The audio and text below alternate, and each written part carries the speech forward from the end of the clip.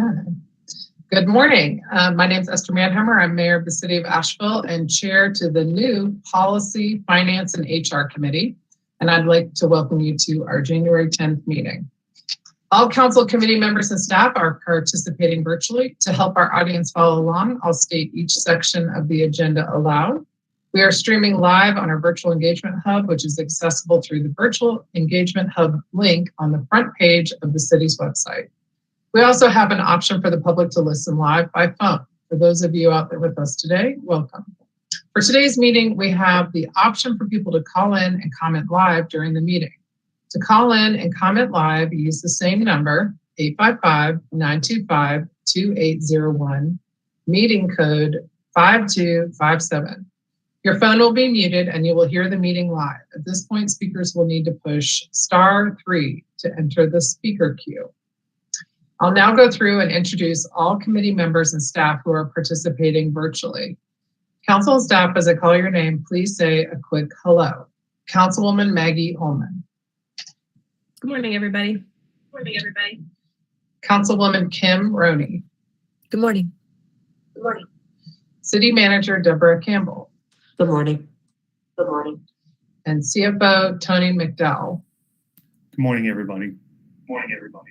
And my script doesn't have this, but I also know that we're going to be hearing from Brad Branham, City Attorney. Good morning. Good morning.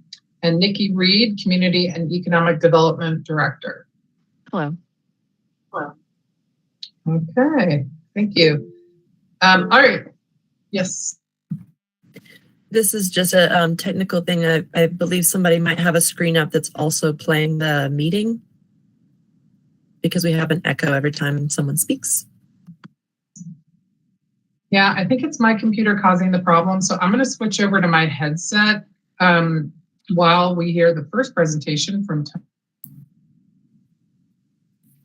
Okay, I think that was my cue. So good morning, everybody. Tony McDowell, Finance Director. And I do have the first item on the agenda today. And I think Alicia is going to bring up the slides. And so first item today is the CFO update. And this will kind of be a standing item that you all are likely to see on almost all these agendas. But before we kind of dive into the CFO items that we were going to update you all on today, we'll really have two kind of things from the CFO perspective, and they're both very brief. Alicia, you can go to the next slide. We want to just kind of do an introduction because, again, this is the first meeting of the new Policy, Finance, and Human Resources Committee. Chair is Mayor Esther Manheimer. The members include Councilmember Kim Roney and Councilmember Maggie Ullman. Our primary staff liaison to this committee is going to be City Manager Deborah Campbell.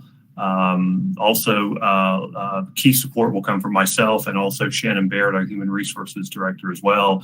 And then periodically you'll see other department directors here as well, including our City Attorney, who we met just a moment ago, as well as Nikki Reed, our Community and Economic Development Director. The regularly scheduled meeting for this committee will be the second Tuesday of each month at 10 a.m. So next slide. Just to kind of give you all in the community kind of an overview of what this committee is going to be tasked with, some of the items.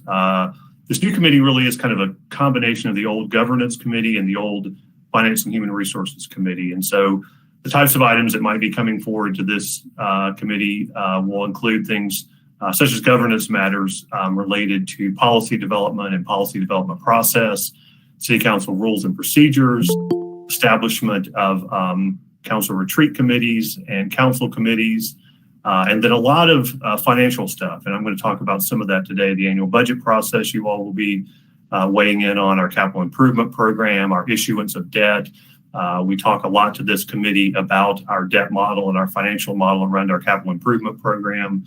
Also our financial reporting and annual audit, which happen in the second half of the calendar year each year. There'll be a lot of items coming for you all related to that. And then our fees and charges, as we go through the budget process, we'll be bringing those forward to you all as well. And then from the human resources perspective, you'll be seeing things related to both personnel and compensation policies as well. So next slide. So we're working to develop a work plan for the new committee. We'll discuss that with you all a little bit more at your next meeting on February 14th. But just to kind of give you all an example of some of the items, types of agenda items you'll be seeing probably over the next 6 months. I mentioned the CFO update. That's kind of a standing item that you will see probably at almost all of these meetings. We'll be bringing forward to you all the second and third quarter financial reports. I think, as you all know, we kind of rebooted the quarterly financial reporting process this fiscal year. The first quarter report came to you all back in October, I believe. We're working on the second quarter report right now, and we'll have that for you at the February 14th meeting. And then it will go to City Council that same night. And then we'll come back to you all with the third quarter report, most likely in April or May of this year. You'll also be seeing probably at the February 14th meeting the proposed fees and charges adjustments, that we'll be bringing forward as a part of the budget process. I think, as you all are probably aware, that's one of the first things that come to council each year as a part of the budget process. And we like to bring fees early for a couple reasons. One is it allows us to build in any additional revenue that we might get from fee increases that you all approve. And it also gives us an opportunity to inform the community prior to July 1 so that they can be prepared for any of those fee adjustments that we may make. You'll also be seeing Luigi applications, I should say. And Nikki Reed's here today to kind of give you all an introduction to the Luigi process. We don't have any specific applications for today, but we do anticipate some of those coming forward in the next few months. And then finally, you'll be seeing updates from us as we go through the FY24 budget process, which is already kicked off. And Taylor's going to talk a little bit about the budget calendar with you all here in a few slides. So next slide, Alicia. All right, any questions or anything on the kind of table setting for today for the committee? No? Okay, all right. Well, I'll just move into the CFO update. And again, it's very brief today. And Alicia, you can go on to the next slide as well. So just two things we wanted to update you all on today. One is relates to our year-end audit. And there's really two big work plan items that we complete every year in the finance department. One is the annual budget. And I think you all are well aware of that. We spend a lot of time talking to you all in public meetings about the budget. The other thing we do that's a big project for us is our year-end audit. And you'll be hearing much more about this. We'll be coming to you all with monthly updates once the year-end audit kind of kicks into high gear starting in July of this year. But one thing we wanted to give you all an update on now is that we are at the end of our 5-year contract with our existing external audit firm. And by policy, we have to undergo a competitive process after every 5 years to potentially select a new firm. And the reason for having a policy like that in place is to really to maintain an independence and separation between the auditor and the city. In some cases, if you don't have a policy like that in place, an organization will end up with the same audit firm for many, many years. And like I said, that's really not ideal and not recommended in terms of maintaining independence between the audit firm and the city. And so we have a policy in place to undergo a competitive process, like I said, after every 5 years. We've reached that point right now. We're getting ready to this week release an RFP, a request for proposals. And then we'll be reviewing the responses to that RFP in the next month or two. It will likely be myself and our assistant finance director, Becky Ogles, who review those. We also will likely be inviting a member of the audit committee, our external audit committee, to help with a review of those proposals as well.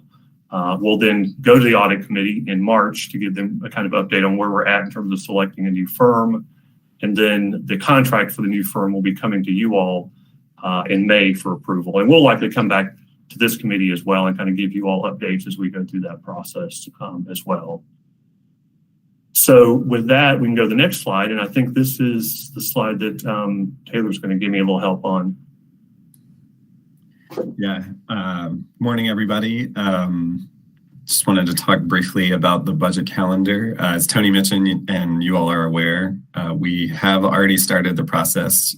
We had a work session focused on CIP back in December, And really here we just have kind of the main touch points with council through the budget process, 3 work sessions that kind of culminate in the city manager's proposed budget presentation on May 9th, and then a budget public hearing May 23rd, and if everything goes well, budget adoption on June 13th. A few other things I do want to make note of, and I guess I'll also mention that we have the full calendar is on the consent agenda at tonight's city council meeting, so there's some more detail in that, including the things I'm about to mention, one of which is something that we have not done in the past, which is a opportunity for budget public comment at kind of the beginning of the process. And that's, we're going to do that at the city council meeting on February 28th. And, really that's an opportunity. I think one of the, things that we hear during the budget public hearing in May is, hey, you all have already made a lot of decisions and, this is late, and we have to do that by state statute. But we thought this might present an opportunity for folks to come at, towards the beginning of the process and provide some input then.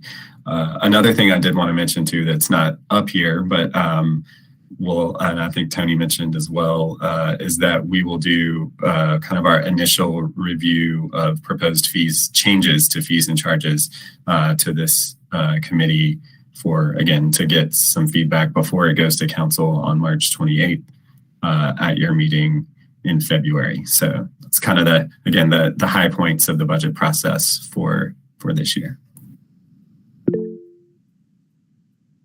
Yes. Do we anticipate fee changes being proposed this cycle? Yes, we're working on getting those together, and it does vary from year to year, but we typically do have a slew, some of which are relatively minor, some of which, some of our more significant ones are the ones that impact most of the folks in the city, be that, water or sanitation. But we're still working through that with departments right now to pull all that together. But like I said, we'll certainly have some information for you all at your February meeting. Thanks.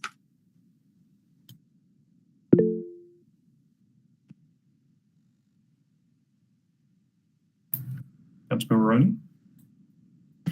So I have 2 things while we're talking about like future upcoming anticipated items. One is that on May 28th, 2021, I went back and looked for it. The finance department staff provided a memo titled Budget Impact of Vacant Positions. And I found that document to be really helpful. In addition to the information that's on that document around pay grade and how many vacancies by department, which that was so helpful. It would be helpful in addition to add maybe the percentage of overtime by department. I'm thinking, for example, like if a department had 10% vacancies with a salary budget surplus, let's say of $100,000, but in this theoretical situation, you have 10 staff working overtime with the impact of, let's say, 50,000. You would see like the staff doing overtime might mean less of a budget surplus or no budget surplus, depending on the department. And I think that kind of information would be helpful to not just to council, but to be able to educate the public on what's happening behind the scenes when we're running short-staffed. And a second thing is around wages. So Just Economics Living Wage Policy is based on the 4-year data of cost of housing in Buncombe County. And to keep from having to produce new documents every year, I wondered if we could look at the last 2 or 3 years of documents that have been provided to council, see what kinds of questions surfaced in the past, so we don't have to spend so much time repeating the answers to the same questions. I just thought that might help us look at the wage decision as we consider living wage policy again this year.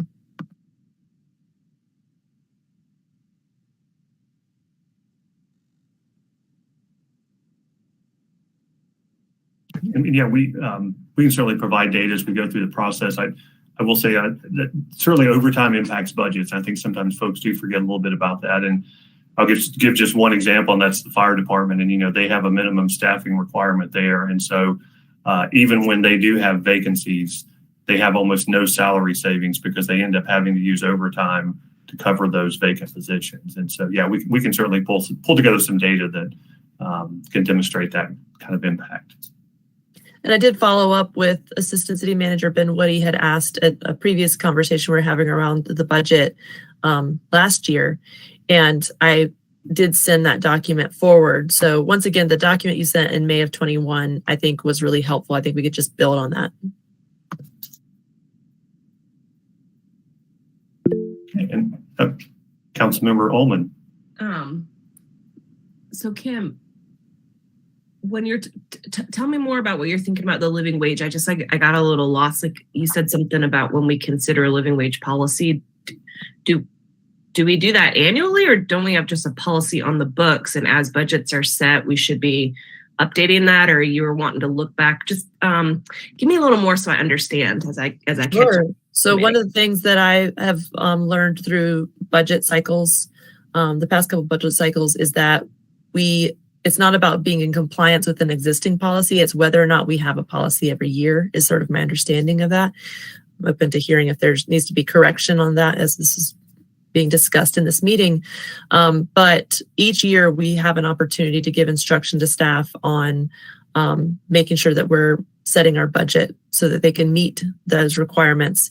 I know that the 2018 housing price is going to fall out of the equation. So there needs to be, I think, a conversation with enough advance notice so we're not reacting to something so late in the game that we can't provide instructions and support for meeting a living wage policy this year. We're having issues with recruitment and retention. And I just want to make sure that we're able to inform each other at this level, but also the council level, make recommendations.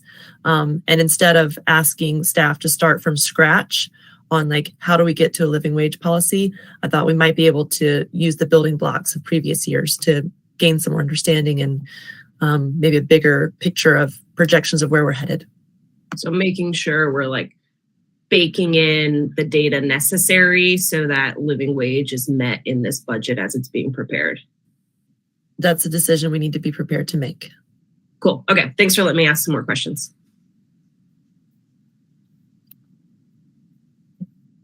Mayor, I think you're muted.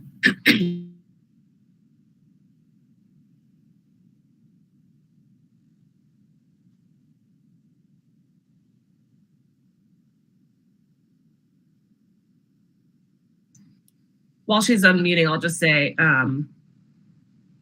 I appreciate that suggestion, and I think living wage is an essential part of being a good, fair, just employer, and so I'm eager to see that data baked in sooner than later because it's a question that I will also have and want to see. Thank you all for the input. I think that's our last slide. I think our next slide is just a question slide. So if there's any more questions on this part of the agenda, Taylor or myself would be happy to answer those. Otherwise, I'll turn it back over to the mayor for the next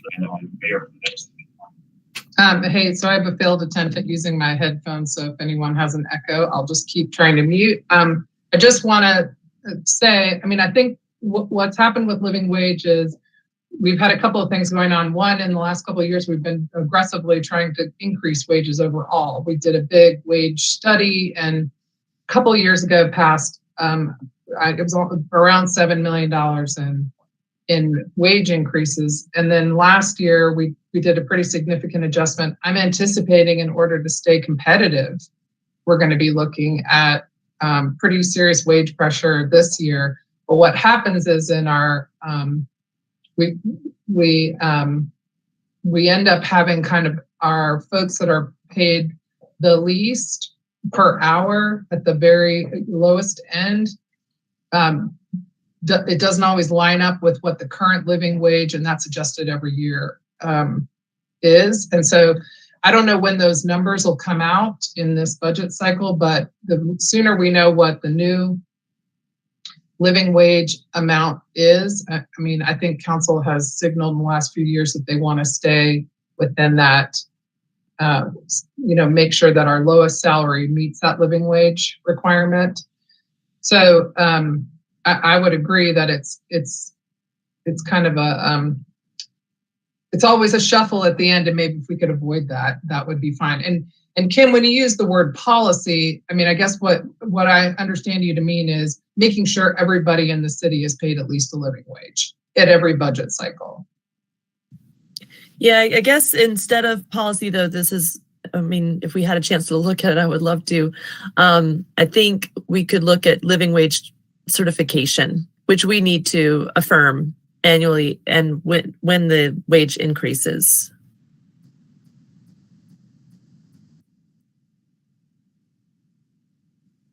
Yeah, I mean, I think that would be in addition to trying to always make sure we're paying everyone a living wage.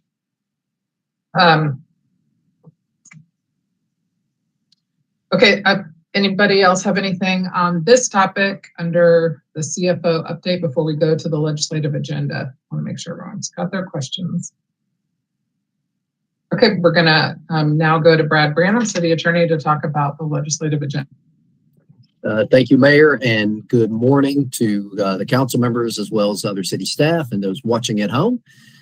Today, I'm going to be presenting as succinctly as I can the proposed 2023 Asheville City Council legislative agenda. This is something that we do to coincide with the start of all of the legislative sessions of the North Carolina General Assembly to provide to them our request regarding upcoming legislative opportunities. This includes requests for new legislation. It also certainly includes our support to oppose new legislation, which we feel would be detrimental to the city of Asheville or municipalities and local governments at large. Some of the items on this list are recurring from previous legislative agendas. Some are new. And I can say that city council members have been extraordinarily helpful and active in putting together what is the largest legislative agenda that we have had during my tenure as city attorney. But I believe that the items included on this are incredibly impactful and important to a significant number of our community members. So if I can, I'd like to jump straight into these. These materials were provided to you in writing, so I'm going to be somewhat short in describing each one, but I do want to go over each in kind. The first item on the agenda is a request to oppose legislation that would limit local authority to regulate short-term rentals. This is an authority which we believe is absolutely critical for local governments, especially those with high demand for tourism and tourism accommodations. Without this authority, we believe that desperately needed affordable housing will become even more limited, and this could affect the very character of neighborhoods which are in kind threatened by a predominantly transit use as opposed to a residential one. And it's our opinion that local governments are in the best position to balance the needs of its local economy without placing undue restrictions on the use of personal private property. The second item is a request to support new legislation for state funding to encourage affordable housing development. Obviously, this is something that has been first and foremost in the minds of Ashevilleans as well as the city council, but it is a problem that is rampant throughout the state. Recent studies have suggested that here in Asheville, the rates of rent and home prices continue to drastically outpace wages and wage increases. We believe that additional legislation and specifically additional funding is needed at the state level to subsidize affordable housing development throughout North Carolina. And in order to do this, we believe that we have now outpaced the abilities of local governments to fully meet these subsidy requirements. Without this, the disparity of those who are struggling to afford housing will continue to increase, and a subsequent surge in homelessness is likely to occur, felt mostly by our historically marginalized communities. The third item on the legislative agenda is a request to oppose legislation that would remove or further restrict local government's ability to utilize conditional zoning. Conditional zoning has become a staple, not just in Asheville, but throughout municipalities in North Carolina for the development of new land use options. Conditional zoning has become an essential tool for municipalities such as Asheville to obtain the very best possible results for land use development. And we believe that conditional zoning facilitates an optimal land use while also affording the development community, as well as members of the community at large, access to participate in the process, as well as communicate directly with members of City Council on their decisions. We would request, as item number 4, I believe, to support legislation that would update property taxation to provide greater protection and equitable treatment for homeowners. As inflation and a strong real estate market continue, the property burden or property tax burden on our most vulnerable throughout the state is only exacerbated. This is further contributed by investors who are now purchasing more and more of the real estate stock for investment and income producing purposes. The city believes that allowing a differential tax treatment, in other words, having different categories for primary residence as opposed to investment properties, such as has already been applied in states like South Carolina, would provide additional protection and an equitable treatment for homeowners struggling with increasing taxes. We would also request that new and stronger exemptions for certain taxpayers would also help abate this burden, especially as it relates to gentrification. The next item on the agenda is a request to amend the North Carolina Fair Housing Act, which is already a wonderful piece of legislation protecting against discrimination with housing. But we would ask that the inclusion be made for source of income and funds as a new classification being protected. Essentially, currently, individuals attempting to utilize options such as federally funded housing choice vouchers continue to be turned away from opportunities to lease residential property. By including source of income and funds as a new protected characteristic, those individuals would have the very same protections as everyone else utilizing alternative sources, but equal to pay their rent. The City of Asheville believes that this action would promote equity, especially among the most marginalized communities, but would also foster the goals which have been expressed at the state level of increasing affordable housing and limiting homelessness. The next item on the agenda deals with public safety, and as the city continues, as many municipalities are, with struggling to obtain adequate staffing in our public safety departments, and in line with the city's ongoing plan to reimagine public safety, we're asking for the legislative authority to utilize civilian investigators to respond to minor traffic incidents. We believe this very specifically would target and reduce the burden on existing law enforcement officers so that they can better focus on those criminal elements which are more attributed to their area of expertise. The next item is one that we've been dealing with specifically here in Asheville, and it is a request to support state and federal reparations efforts. City of Asheville has been committed now for some time to the effort of reparations, but believe that that responsibility should be and needs to be shared at all levels of government. We have asked, as part of the original City Council resolution, to call upon the state and federal government to add its support of financial and legislative to this effort, and we utilize this legislative agenda to renew that request.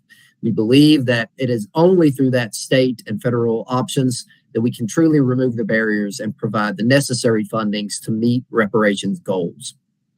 Next deals with an environmental issue. As we are asking for support for new state funding to address water quality issues in the Fritz Broad River Basin. Unfortunately, recent analysis has determined that the river contains high levels of harmful bacteria. This has resulted in 19 miles of the river in Buncombe and Henderson County being classified by the Department of Environmental Quality as officially impaired. It is only through additional state funding we believe that the mitigation efforts necessary to correct this can be obtained. And in doing so, we hope to be able to fully restore the significant asset. And finally, we have asked that the state provide new and very specific authority for local governments to conduct electronic meetings such as the one we're doing now. There is currently no specific authority and a question regarding how far this authority can extend specifically to the primary meetings of city councils and county commissions. This authority existed throughout the pandemic under the governor's declared state of emergency, and it was found to be extraordinarily useful, not only for the members of these boards, but added participation and transparency options for the community at large. And we believe that fostering and strengthening this through the state legislative process would be beneficial across the board. That is the conclusion of the 9-item legislative agenda for 2023. I am more than happy to answer any questions that you have. This will be presented this evening at the City Council, full City Council meeting. But as I close today, I would ask that this particular committee move to approve and recommend the proposed 2023 legislative agenda to the full City Council. With that, I'll close and ask if there are any questions. Yes, Councilmember Roney. Thank you, Brad. I have a couple of questions about the legislative agenda. One, I just wanted to name gratitude for the Human Relations Commission's recommendation around the source of income suggestion that we have here today. And that came with a package of a dozen public comments from folks who work with and are impacted by discrimination based on source of income. I wonder if, because we've named South Carolina's legislation in another legislative item, if we might also add Virginia's example here, not necessarily explicitly naming House Bill 6, but if we have a way to show that like proximal states are adding these kinds of legislation to help municipalities and help the people in their state to achieve success. So I also noted that I had requested the word funds be added to source of income because House Bill 6 in Virginia passed as source of funds. So if we were to do source of income / funds or something like that, include both, then I think we have a bigger umbrella for all the legislative action that's happening in the country around this. Thank you for that recommendation. I'm more than happy to add that. And I do feel that providing that additional context for presidential value does add some additional weight to our request. Then I had a couple other ones. One is that we're asking for state support for affordable housing, and I think that's appropriate. But I just wanted to reiterate that I'm hearing across the state of North Carolina from other municipal electeds that the infrastructure bill that we saw coming from the federal level to address issues with our infrastructure around our roads, for example, really needs to be backed up with more federal support for infrastructure for housing too. Because when we sprawl and spread people out, there's more burden on taxpayers for our roads and more use. But we really want the opportunity to be able to build close to our resources and prevent sprawl so we can take better care of our natural resources as well. So if any opportunity comes for us moving forward to join in statewide efforts to support federal infrastructure bill for housing, just wanted to make sure we're constantly looking at that. But to dovetail onto that, I know the governor is looking at creating a cabinet dedicated to affordable housing, and we had a discussion about that at the recent Metro Mayors Conference. And there was actually,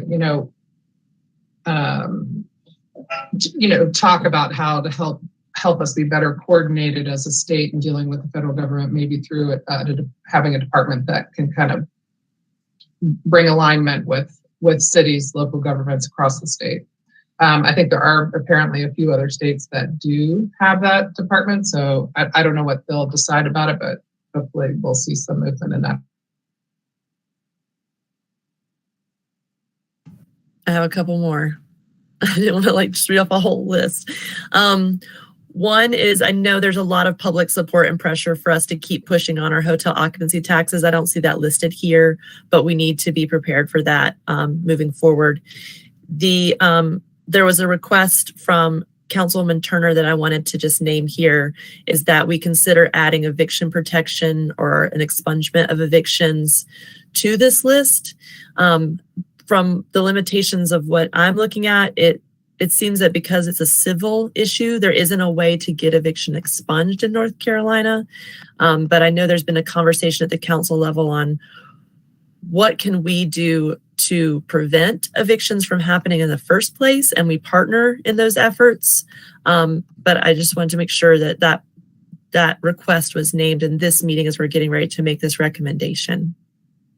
And with that said, I'm happy to make a recommendation to send this to the full council. I think you raise a good point about, just trying to figure out how long should this list be in terms of the agenda. It clearly doesn't include everything we want. For example, the transportation revenues for local governments, things like that.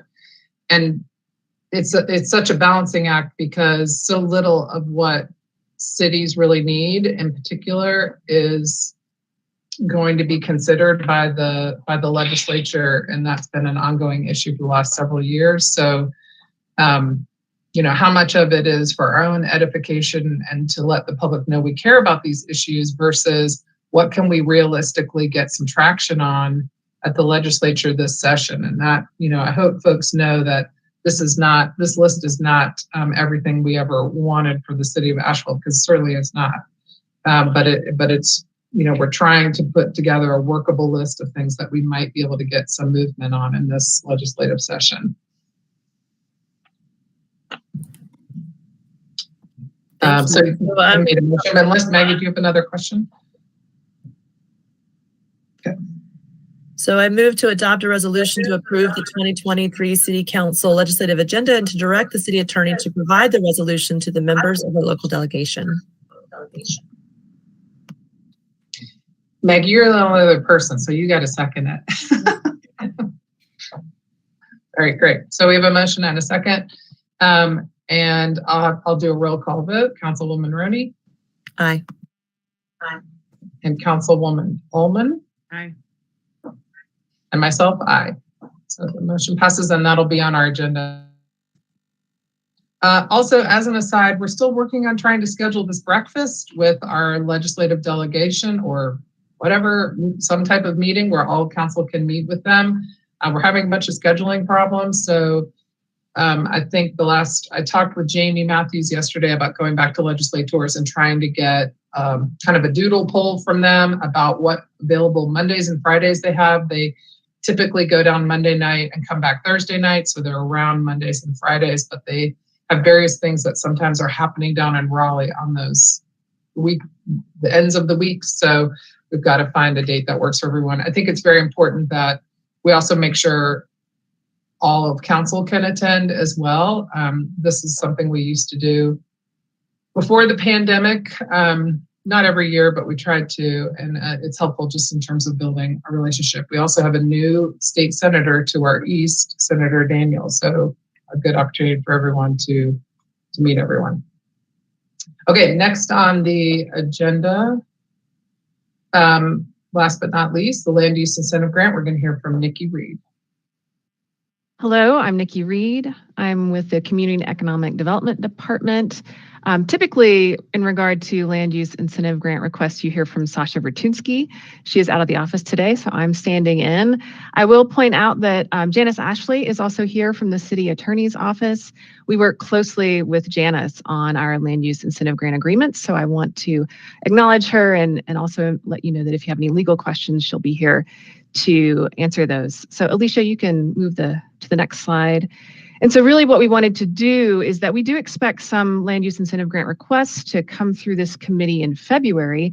So what we thought we would do today is just provide an overview of the program to just basically act as a primer for this committee since we have some new members that have joined the committee.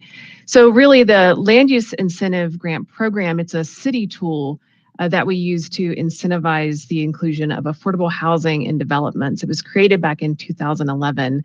And the idea behind it is that we use that future projected tax revenue to really act as that incentive. So that increment really helps to fund affordable rental units and at households at 80% of the area median income. And what we look at as a baseline for our land use incentive grants is a requirement that of the total development, at least 20% of those units must be affordable at the 80% area median income or below for a period of 20 years. So that's really your first in qualification to be able to qualify for a land use incentive grant. And so really this program has evolved over time since 2011, different requirements, different tax benefits. Our last revision was in June of 2021, and what we hope to do at that time was really look at how we can convert existing market rate units to affordable units. So we carved out some space in the policy for that as an option. But again, we want to really continually improve this program to meet council's strategic priorities. And so we'll actually be pursuing a policy revisions with housing and community development. That's the partner committee that also reviews land use incentive grants. And then we'll also be checking in with this committee and hopefully undertake that effort this spring. Next slide. So how does it work? So really, the land use incentive grant program is modeled around how we do economic development incentives here at the city of Asheville. So what you'll see is that it's based on a scoring matrix. We'll get to that in just a second.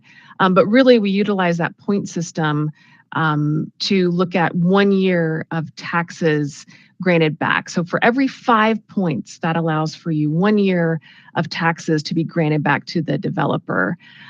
So really, it only relates to city taxes, of course. So that incentive is only based on the city tax component of a property owner's overall tax bill. But how we look at that is basically when we have a new development, we forecast that future tax value in relation to the current tax value. And then that increment is what we can use to really incentivize the affordability, right? So that is the increment that we're able then to grant back to the property owner to really account for that affordability. So a lot of math there, but it really is getting to the point of when you have affordable units, they're charged a lower rate to occupy those spaces. So we're able to incentivize that gap to really create that opportunity for affordability. So we look at that when council ultimately approves the land use incentive grants, they approve a maximum award, and that's based off of a projection, although we always right size that when the final tax valuation comes out when a project is complete. So what council typically looks at is the maximum award, but then we absolutely verify that once the taxes are completed and evaluated once the project is complete. Nikki, can I ask you a question on that? What happens when, so you get the final project, you get a final valuation, right? They get their CO, but then what about over time? What if 5 years later there's a reval and the property's worth $500,000 more? So we lock in. So our maximum award is a number. So no matter if the total value of the property increases over time, we are locked into a specific number. So the grant award can never exceed that final agreed upon number that we publish and that we agree upon in our final land use incentive grant agreement. Does that make sense? Yeah, I've just had that question from one of the last developers who was sort of talking about why Luigi did or did not work for them. Asked me this question and I wasn't sure of the answer. They wanted it to increase as the value of the property increased, but that answers the question. Great. So you're right. So what we're looking at with land use incentive grant is that it's often a program, as you can see here, a maximum benefit period may extend up to 21 years. And so if you think about the value of that property over the 21-year period, it could escalate based off of appreciation, et cetera. So we do lock in the value of the land use incentive grant at the time that the property is evaluated. That allows for some forecasting on our part to know how we need to budget for that year over year, and then also informs the developer of what their anticipated tax benefit will be year over year. Okay, next slide. So let's look at requirements. So when we think about land use incentive grant, requirements are proposed development must consist of 2 or more dwelling units for rent. So this typically works on the rental product the best. At least of 20% of the units must meet the affordability standards for households earning 80% or less. And then to that, at least 50% of the units must accept housing choice vouchers or rental assistance. There's other types of vouchers that the policy speaks to, but allowing for that acceptance is something that is a requirement of the policy. So the period of affordability must be at least 20 years. Of course, the development must be located inside of city limits. When we look at the overall use of the development, at least 70% must be a residential use. So we see some mixed use developments. However, we require through land use incentive grant that it must be 70%. We've been able to look at that where we do have mixed use in terms of calculating that grant just based off of the residential structures alone. So we've had some utilization of land use incentive grant, but as we're defining it, we do look at least 70% of the built structure that we're calculating Luigi on should be residential. And that caveat there, not to include a parking structure if applicable. And then we also look at the location of the development. So looking at convenience in terms of access to jobs, schools, and services. And we also look at a walkability score from walkscore.com, and that is submitted alongside the application. Councilwoman Romney? While you're on that point, sorry to interrupt your presentation. So walkability, bikeability, is there a way for us to request, or do we already request an accessibility score for ADA compliance issues and making sure that folks can get, say, from the nearby transit stop to the units? I'm looking at that right now because really where I would expect that to appear would be in our scoring system. We can take a look at that in a second. But as I mentioned earlier, we are looking to make some modifications to the policy. And so those are some of the items that we may want to incorporate just to continue to improve the policy. So we'll take a look at that scoring matrix in just a second. I'm not seeing a specific call out for accessibility in our scoring matrix as it's currently defined, but we'll take a look at that in a couple slides. And I realize that there are legal requirements, but we're so far behind in areas of the GAP plan that I think we're going to need those kinds of partnerships. And if we can name them in every opportunity, I think it'll help. Great. Councilwoman Ullman? The proposed development must be located to provide residents community access to job schools. Do we have an actual metric for the requirement aspect of it? Yes, if we can advance the slides, you'll be able to see the actual scoring matrix. We'll get to it in just a second. So as you can see here, this really pertains to the affordability. So the first section here is the scoring criteria for how many units of the total development are considered affordable, right? So that 80% or below. So right off the bat, you see that for 20% affordability, which is the minimum requirement of the policy, you get 20 points, right? And then from there on, the more affordability that you're able to offer, the more units you're able to offer, then allows you to score higher on the matrix. The second piece is then the percentage of, low mod income. So that really has to do with, I'm sorry, let me reference this one last time.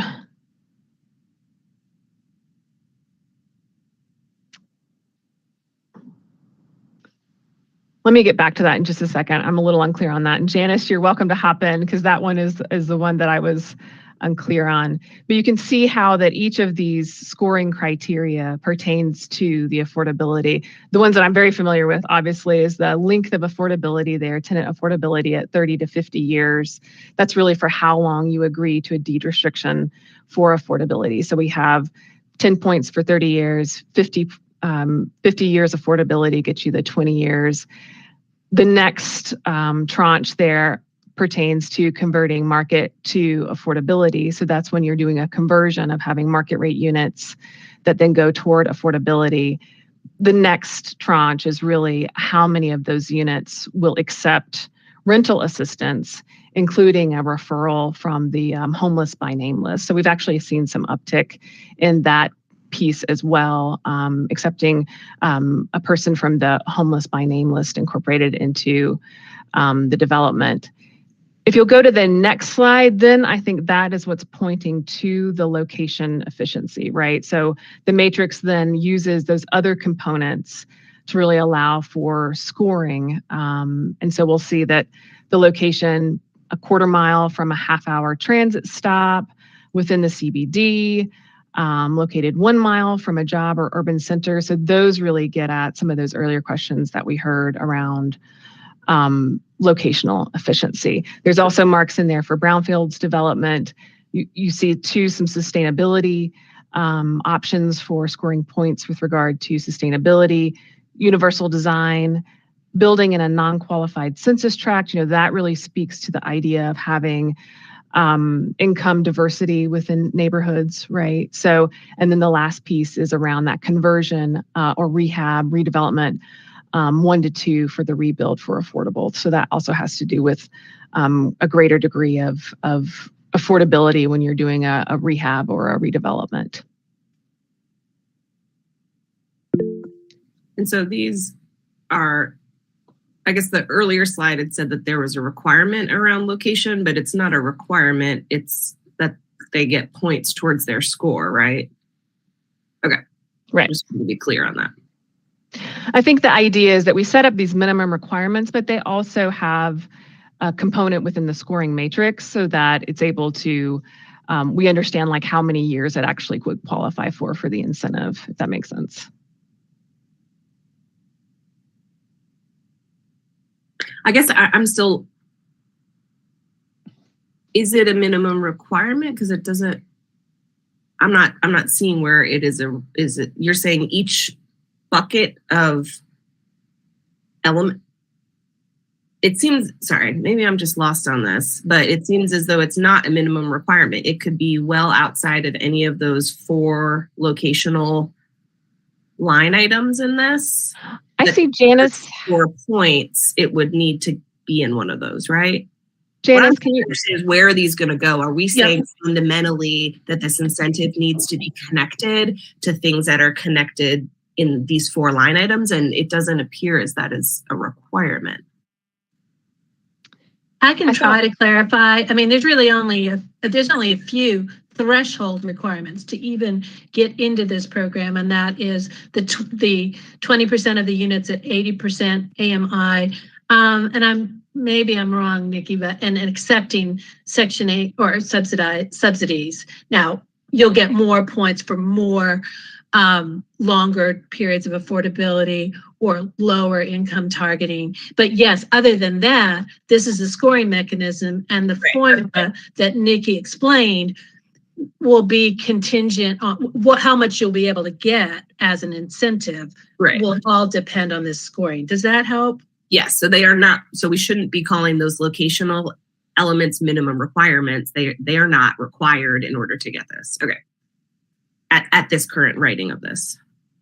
At the current writing, and just as an aside, when this started, and you might remember when you were at the city years ago, this policy actually started as a location incentive to try to incentivize development along transit corridors. It has evolved over the time to focus mostly now on affordable housing. We've had other times where the priorities on environmental and energy efficient housing were higher. So it's all a tweaking process to see what you do in the scoring matrix. I just have one more thought. I know, Kim, you have your hand up and I just keep going. I appreciate your grace. So this is helpful. I just wanted to make sure I was really getting clear. Agreed. There are certain things that are fundamentally minimum requirements, location, environmental, certain elements aren't. And I just want to chime in that I was part of setting up the environmental line items here, and they're pretty outdated for market standards for environmental green building. And so I really hope that we look forward to that. The level of nuance and precision that this tool has evolved in the affordable housing categories is fantastic. And I would like us to see that level of nuance. For example, I could put 2 solar panels on and that would get it like that. That's we could be much more precise to actually create market-based incentives in the financial plan for these developments that allow us to have greater utilization of those environmental standards. So I look forward to the community helping us get more nuance there so that there's utilization of the environmental components of this as we're also driving towards the affordable. Great, thank you. Councilmember Roney? That's one of the questions that I had. So solar panels, I've been asking around solar panels for every residential development that comes before council. And what we're seeing is there's the shared utilities area, and then is it going to work for the residents as well? And this is part of affordability when we think about the cost of utilities and making these neighborhoods more resilient. And an example of this is that working and speaking with the housing authority, understood that the Maple Crest apartments, they added solar there to ensure deeper long-term affordability. So I wonder if there's a way for us to maybe break this out a little bit. Another question I had is around energy efficiency. I know some of the applications have been coming forward saying that they're going to do electric car infrastructure. And I wondered, I don't see that here, but are we allowing developers to get points for electric vehicle stations? And if so, where does that fall in this matrix? I appreciate the comment. So I'm taking notes because I think what I'm hearing is that as we start to look at these revisions, I'm hearing some of the priorities coming from this committee. So I appreciate that. So it sounds like focusing in on the sustainable component will be helpful, because you're right. If a developer is doing car charging stations, I'm not sure how it currently would fall into any of these categories. So perhaps having it stand out as another element to this, or something to be considered revamped is in order. So. And I also would need a little bit more clarity on when the housing developments are coming forward and saying like they are doing this infrastructure. Are we currently providing points for that as an incentive? Because it says to me here that we either are and shouldn't, or we're just not naming it. So it would help to have some clarity on whether or not we have been providing points in that incentive program for something that we haven't outlined specifically. Great. I will follow up on that and see if we can come back with that answer. I have one more thought, and I don't know where it fits, but my understanding with this presentation is that there is interest in us looking at updates to this. And so in the process to do that, and maybe it's the next slide, I think it would be really helpful and important for us to see some utilization data of this. So over the last 5 years, X amount of projects, Y amount of units, this line item of the incentive has been used 50 times. This line item has never been used. That type of utilization data will help us understand how this is actually effective or not, because we can say, we'll give you an incentive for an energy efficient water heater. And I'm deferring to the environmental side because that's a content place I know most. But if no one's using it, it means it's not an effective incentive. We need the design of these to match a financial trigger in someone's decision making. So having a line item that is never used means it's not actually incentivizing the outcome we want for the public good. And we need to see the data on that before we can start tweaking. So I hope that would be part of this as we open this conversation. Appreciate that. Go ahead. On a different conversation, can we back up to the previous scoring matrix slide? Okay, so I've been talking with some other municipal electeds across the state, and when we are looking at what Charlotte is doing around source of income funds for incentivized development, and then what I understand that Durham is doing is making sure that all of incentivized properties are voucher accepting. Why wouldn't we just make it 100%? Another conversation that I'm hearing from our colleagues on council is it possible for us to look at a requirement of voucher holders? And I wanted to tie that in with what we're looking at for solutions to addressing homelessness in our community. I see that we have this small point for referral homeless by name list. If we are going to have a requirement around vouchers, and we know that neighbors experiencing homelessness in our community are voucher holding but not able to access housing, what are sort of the triggers that we can put into place where we have an understanding of where these units are when they become vacant and how we can connect people the fastest. If units are voucher accepting, but they're full, that won't help us. But if when they become vacant, we don't know about it, then I wonder if that's one of the ways that we could work with our partners more effectively, or for council to have a better understanding of how that's already happening would be helpful.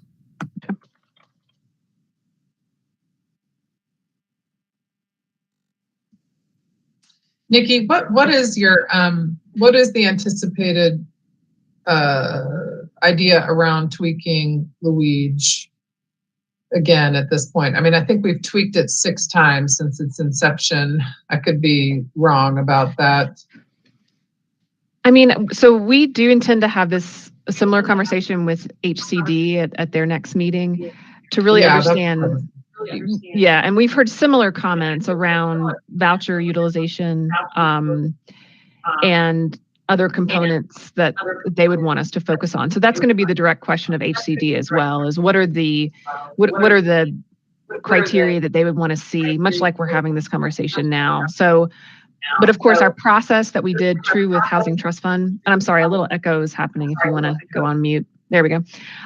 So the process that we did with Housing Trust Fund is going to help outline our process here by looking at the data and looking at, yes, how this criteria has been utilized by applicants in the past, what has had no purchase whatsoever, that has not been utilized, and understanding if that's working or if it needs to be tweaked, and then also understanding if there's more to add to the scoring matrix that we would want to focus and incentivize in a different manner and lift up, particular components that we want to offer the incentive for. So, and of course, the other component beyond data is going to be deep stakeholder engagement. And so really working with our Affordable Housing Advisory Committee as the touch point there with our boards and commissions, doing outreach to developers to really understand what's working for them, what isn't, how this is effective, and then synthesizing all that information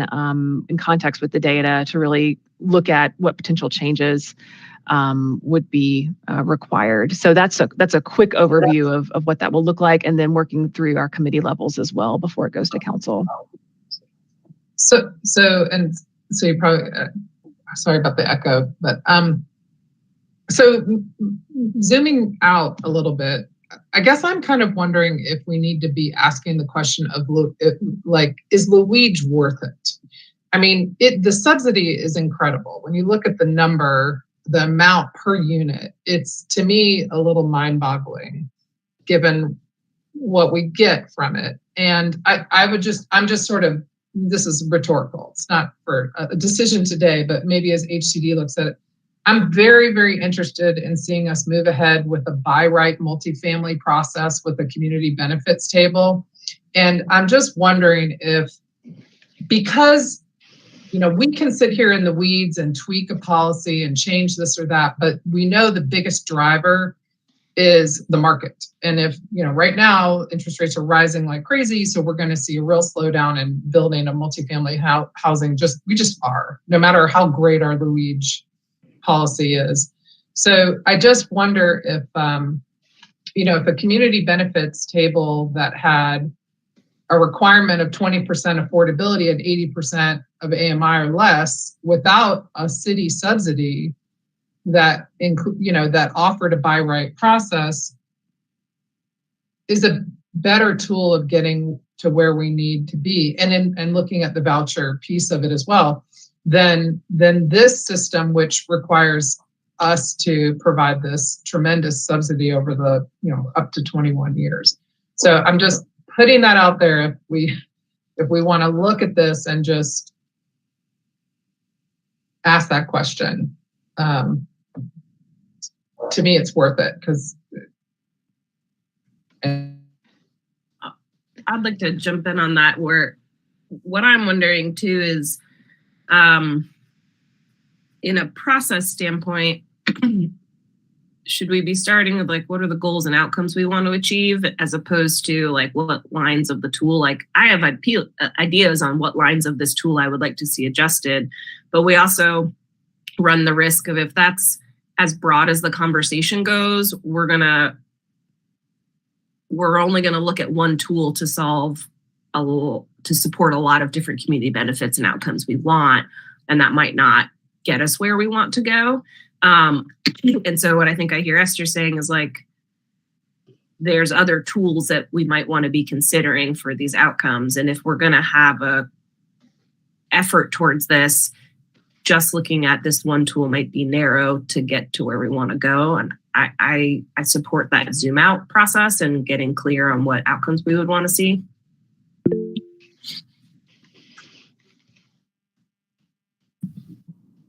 I'll just jump in here and say that I know we've talked in the past about a community benefits table, so that we could I would like to see us look at the displacement part of that while we're considering the community benefits table, just like we do with the lodging community benefits table.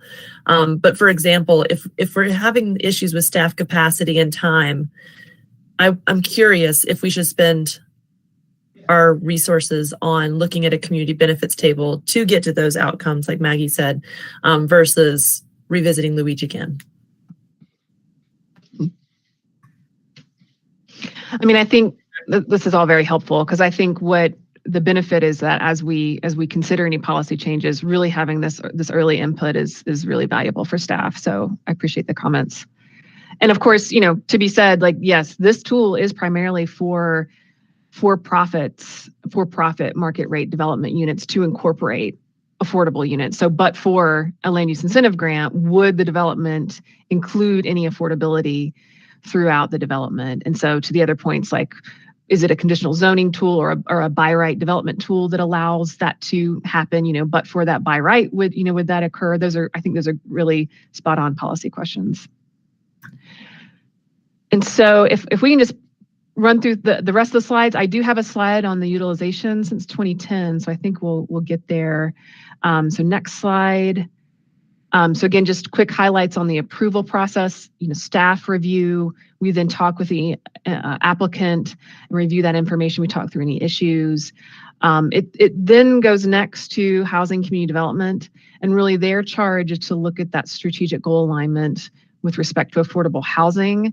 And so the way we've thought about the finance committee in the past, and now the policy finance HR committee, is really for that financial oversight component. So really kind of looking at the responsibilities of each committee as it relates to the implementation of land use incentive grant. Go ahead. I wonder if there's a place for the Environment and Public Safety Committee in these processes going forward, given that there are environmental sustainability elements. We know that the way buildings are built today will shape who our community is and what type of energy and climate impact we have for 60, 75 years.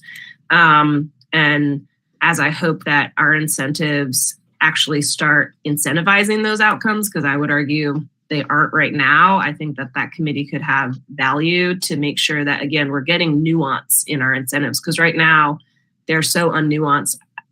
I would love to see the data to say otherwise, but I think that they aren't having any impact in the community. So I would be curious if environment and public safety could contribute to this as well.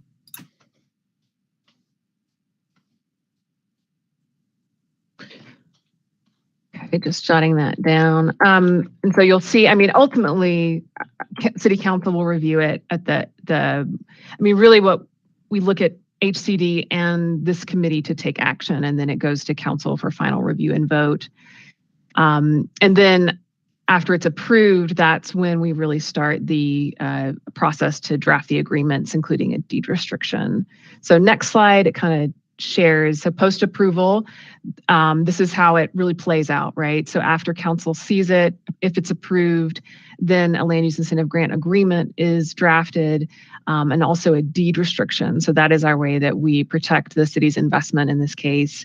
These documents are vetted through legal, executed, and then the restrictions are recorded at the courthouse. So that's a great reference for how this persists in that time period that is allowed for through the grant agreement.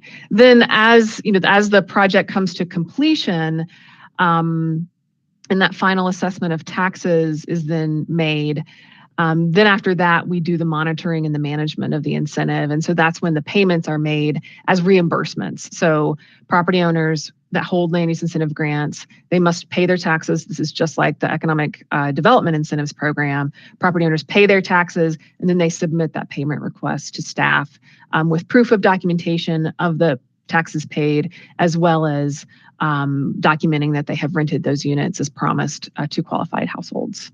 And that happens year over year. Okay, next slide.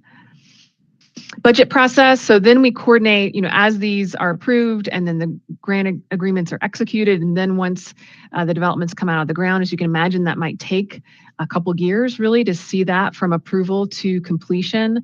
And so we work closely with the budget office then to incorporate that into the council's budget every year. So you actually end up seeing the land use incentive grants reflected in the budget process year over year. Okay, so next slide. So this is really just a case study. So this is what the Finance Committee saw for the request for approval of 221 Long Shoals Road. So we'll just do a quick run through of what the committee can expect to see when considering these requests. So you'll see a project background where we have a total 186 apartments with community space. Housing is 100% of all the rentable square footage. Of the 186, 37 of the rental apartments, so that's 20%, will be affordable, serving that 80% AMI and below for a minimum of 20 years. So meeting that requirement right there. Then some details about the project. This one, 5.36 acres. Their unit mix for affordable units, 18 one-bedroom units, 19 studio units, and then it has some discussion around the units accepting vouchers will be the one-bedroom units and one studio. And so this was actually approved at council last July. Next slide. Project location, you can see it's on Lake Julian. Next slide. So this is a quick snapshot of how the point system played out.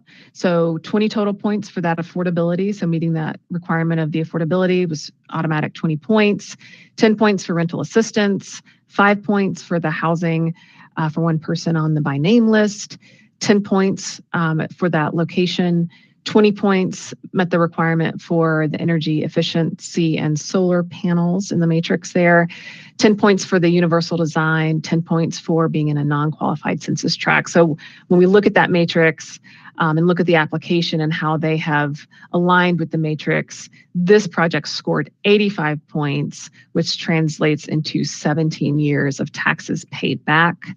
So next slide shows the math that we do. So we look at the current tax value of the property, and we estimate or we calculate exactly what the city's take of the property taxes is. Then we look at that estimate of the post-completion value once all improvements are complete, and then we calculate the city's property tax basis there. When we look at that difference, that really becomes our incentive, the increment of the incentive that we're able to offer. So that $91,000 really represents what we're able to grant back to the landowner for the next 17 years. So that's how we calculate that grant back of taxes. So the total grant then is estimated at $1.5 million over the life of the Luigi grant agreement over that 17-year period. And now if you go to the next slide, I mean, what we think about when we try to assess whether this is a good tool to incentivize affordable housing is this really, per unit subsidy, right? So we have data from our Housing Trust Fund in terms of how much Housing Trust Fund it takes to accomplish an affordable unit. In this case, the subsidy at Long Shoals was $41,977 per unit. So when we look at that total life, that $1.5 million over 17 years, we calculate that back, we are essentially offering a buy down, right, of each affordable unit at the cost of $41,000, almost $42,000 per unit, right?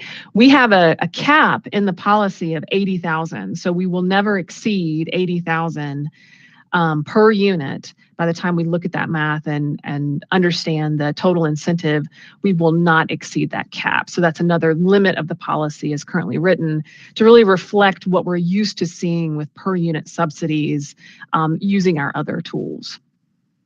So again, after then the grant period is complete, then we receive the full amount of the annual tax revenue. Of course, as we noted before, it can go up over time depending upon tax rates, property appreciation, et cetera.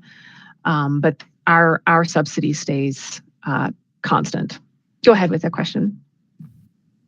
So staying on the finance part of this, do we have a way to communicate to the public what percentage of the LWEJ incentivized units over, say, a period of like 5 to 7 years are still being subsidized because they're getting the property tax return, and how many of the units are still affordable? And I think the homeless by name list is an easy example for this one because it's one room. If that one unit is filled and then becomes vacant, how do we know? And how do we then make sure that we're having quality, equitable service outcomes from this use of tax dollars?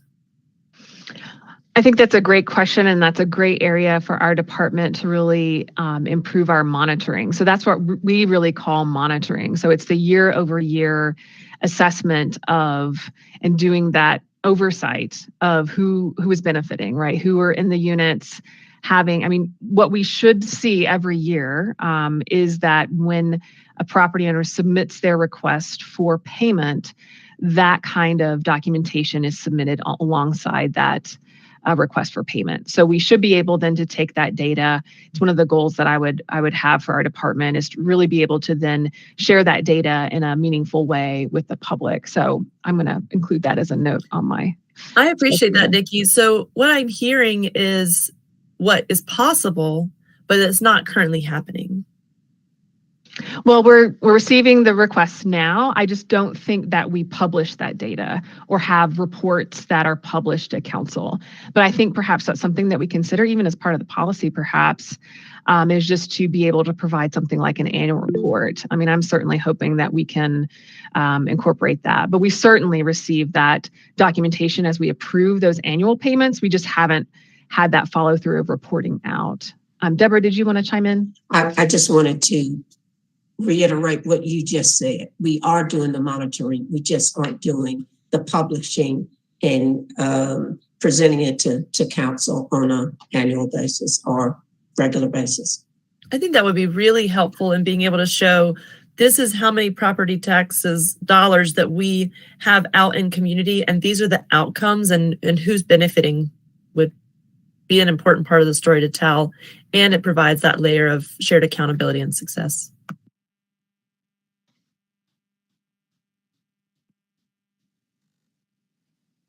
Great. I would love to get to that level, because I think that's right on. Okay, so next slide. I think we're almost there. Okay, so this is the slide that just shares where we've been since 2010. So we have had projects that have come to fruition, that are fully built. So 157 units have been built, and you can see the projects referenced there. We have about 78 units that are under construction. Again, they're part of larger developments, but they represent that number represents the affordable units that are being developed as part of these projects. Then we're seeing like there are some units that have been approved, but they've not yet started. And so Collier, Reed Creek Greenway Apartments, even the one we just referenced, the 221 Long Shoals, they might have been approved, but perhaps they're still in the pre-construction phase, et cetera. So, and then last, this slide was actually done last fall, and council saw the 110 River Hills Parkway and approved that last fall. So that actually would then slot up into the approved units, but not yet started. So if we look at the life of the program, then that represents about 337. And what I'm hearing is it would be really helpful to have perhaps the overall total that has been affiliated with that number of units, and then how that kind of shakes out with that incentive. So that's some of the data work that we can do when we look at that policy analysis. And I guess like my curiosity is in that monitoring in the following year. Are those units still representing 337 units, and how do we ensure that happens? Absolutely. And I think what's interesting is that, if we look at the affordable units that have been built, each of those projects will have their own timeline. So we'll have to be cognizant of how, some may cycle out. Since 2010, I think there have been a number of projects approved for smaller term land use incentive grants, not a full 21 years. So I think that's the other thing to note and keep in mind. But also, I'd love to see when we're looking at data like this, it feels like it's just kind of floating data. It's not contextualized by the scale of the problem we're trying to solve. And so I also know that, when we're doing priority setting and goal setting, I think have opportunity to involve metrics and targets in that as well. So maybe this is a retreat conversation. I'm not really sure, but 337 out of what? Is that 1%? Is that 7 million percent?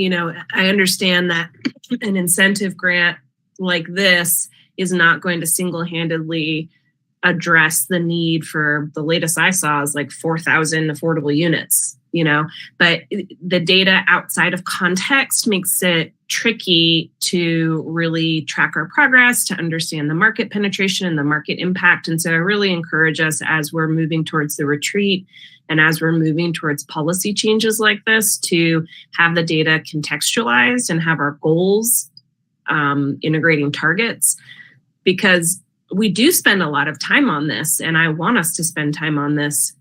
To what end? Is it work? So the bigger thing I'm lifting is not necessarily critiquing the Luigi or the Luigi program, but if we're going to spend 700 staff hours on this and it will result in 4 more units for something that's only addressing the problem 0.5%, that context helps me understand level of effort to focus.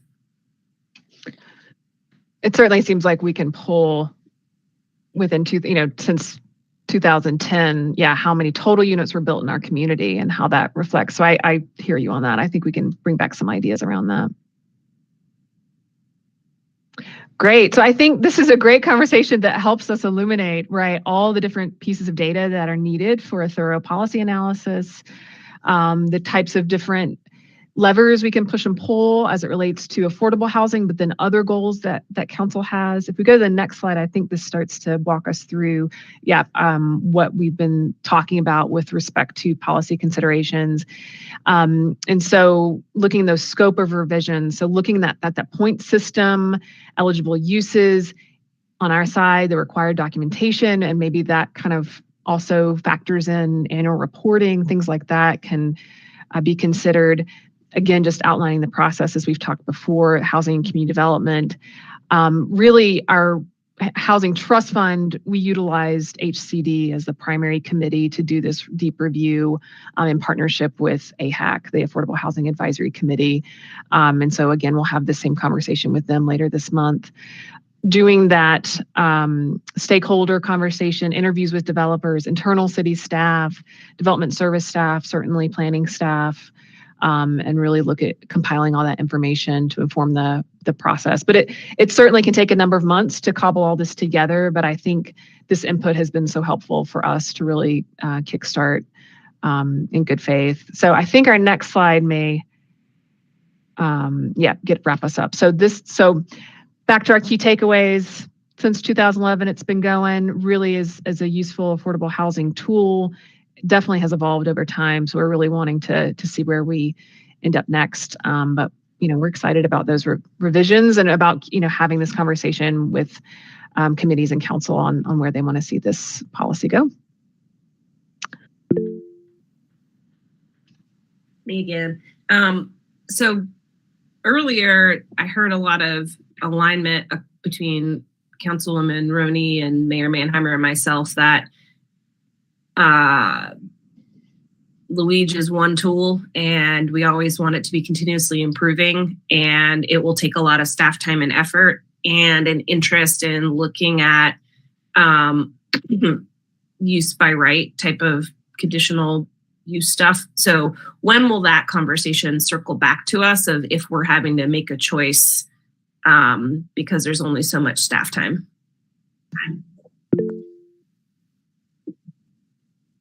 Yeah, Deborah, I was going to say, now it's going back. Yeah, let us kind of digest all the things that we have heard and process it. What I will say, though, is I think what I'm hearing is that every unit, affordable unit that we can deliver to this community is, number one, much needed. And it is something that, from a public sector perspective, we think we should be engaged in. With this particular tool, I think what we are debating is cost benefit.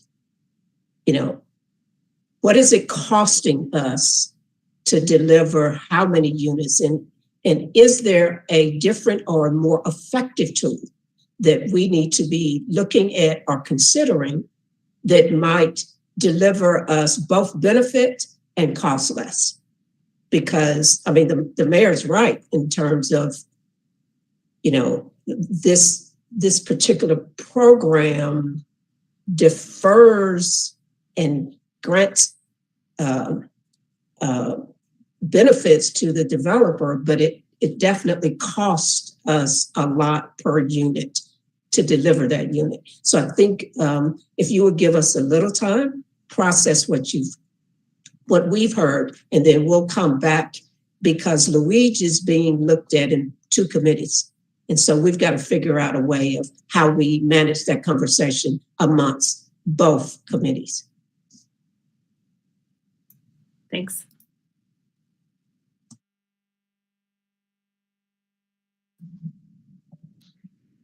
Nikki, do you have more slides? That's it. That's it.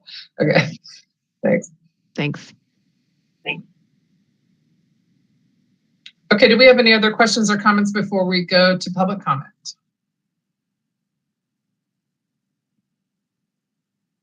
Okay, let me make sure I got.